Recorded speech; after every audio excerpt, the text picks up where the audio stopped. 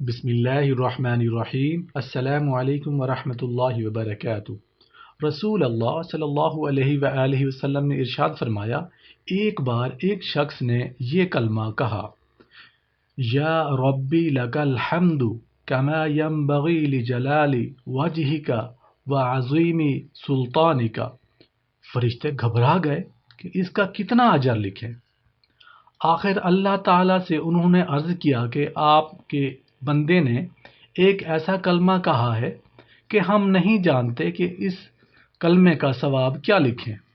پروردگار نے باوجود جاننے کے پوچھا کہ اس نے کیا کہا ہے۔ انہوں نے بیان کیا کہ یہ کلمہ کہا ہے۔ اللہ تعالیٰ نے فرمایا، تم اس مذکورہ کلمے کو اسی طرح لکھ لو، میں اسے اپنی ملاقات کے وقت یعنی بروز قیامت اس کا اجر خود دوں گا۔ سبحان اللہ، سبحان اللہ۔ ایک دفعہ دوبارہ پڑھ لیتے ہیں، یا ربی لک الحمد کما ینبغی لجلال وجہک وعظیم سلطانک۔ آمین یا رب العالمین۔ السلام علیکم ورحمۃ اللہ وبرکاتہ۔